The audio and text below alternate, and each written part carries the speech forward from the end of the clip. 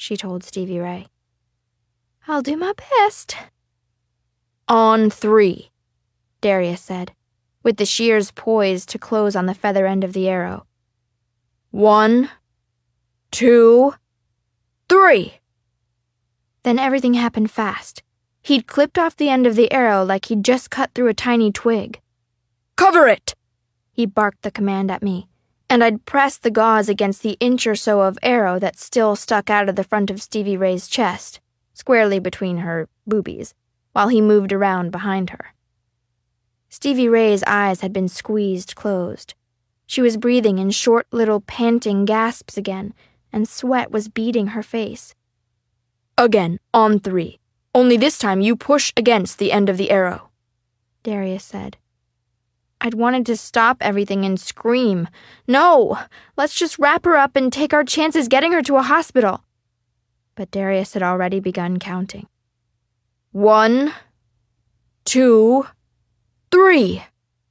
I shoved against the hard, newly sliced end of the arrow as Darius, bracing himself with one hand against Stevie Ray's shoulder, pulled the arrow from her body with one swift, awful-sounding jerk.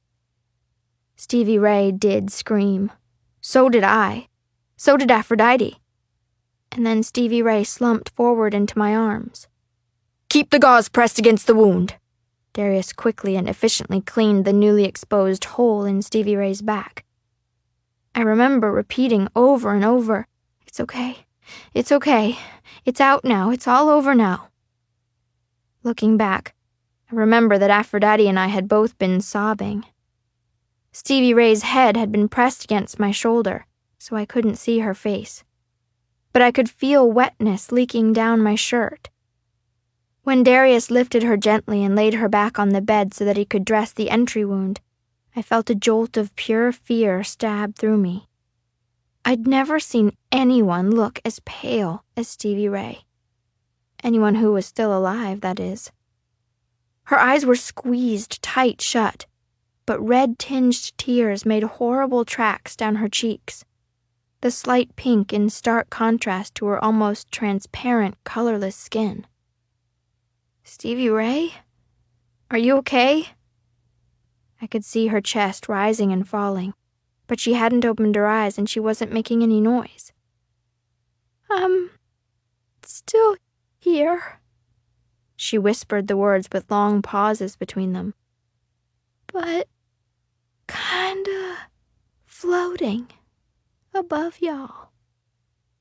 "She's not bleeding," Aphrodite said in a low voice. "She has nothing left to bleed," Darius said as he taped the gauze to her chest. "The arrow missed her heart," I said. "Its purpose wasn't to kill her. It was to bleed her." "We are lucky indeed that the fledgling missed his mark," Darius said. His words still went round and round inside my head because I knew what none of the rest of them did. That it was impossible for Stark to miss his mark. His gift from Nyx had been that his aim was always true, that he always hit whatever it was he aimed at, even if that sometimes had horrible consequences. Our goddess had told me herself that once she gave a gift, she never took it back. So even though Stark had died, and then come back as a twisted version of himself, he still would have hit her heart and killed Stevie Ray if that had been his intention. So did that mean there was more of Stark's humanity left than there had seemed to be? He had called my name. He had recognized me. I'd shivered, reliving the chemistry that had sparked between us right before he died. "Priestess, did you not hear me?" Darius and Aphrodite had been staring at me.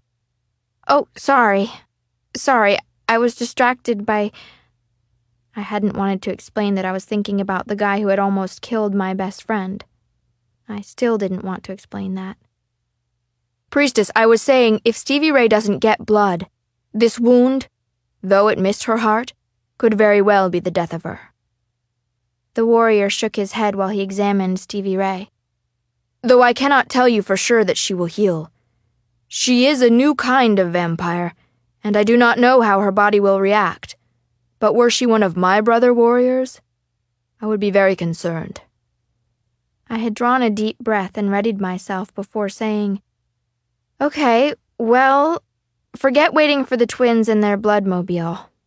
Bite me," I told Stevie Ray. Her eyes fluttered open and she somehow managed the hint of a smile. "Human blood, Z," she said before closing her eyes again. "She's probably right. Human blood always has a more powerful effect on us than fledgling or even vampire blood," Darius said. "Well, then I'll run and get the twins," I said, even though I hadn't had any real idea where I'd be running to. "Fresh blood would work better than that bland, refrigerated stuff," Darius said. He hadn't so much as glanced at Aphrodite, but she definitely got the message. "Oh, for crap's sake, I'm supposed to let her bite me? Again?" I blinked, not sure what to say. Thankfully, Darius came to the rescue. "Ask yourself what your goddess would have you do," he said. Well, shit. This being one of the good guys really sucks. Literally. She sighed, stood up, and pushed back a sleeve of her black velvet dress. Holding her wrist in front of Stevie Ray's face, she said, "Fine, go ahead, bite me. But you owe me big time. Again. And I do not know why I'm the one who keeps saving your life. I mean, I don't even..." Her words were choked off with a little yip of yikes. It's still kind of disconcerting to think about what happened next. When Stevie Ray grabbed Aphrodite's arm, I saw her entire expression change. She instantly went from my sweet BFF to a feral stranger. Her eyes glowed a nasty dark red, and with a scary hiss, she bit the crap out of Aphrodite's wrist. Then, Aphrodite's yikes turned into a disturbingly sensual moan, and her eyes closed as Stevie Ray's mouth latched onto her, breaking the skin easily and causing the hot, pulsing blood to flow as my best friend greedily sucked and swallowed like a predator. Okay, yes, it was disturbing and nasty, but it was also weirdly erotic. I know it felt good. It had to. That's how vampires are made.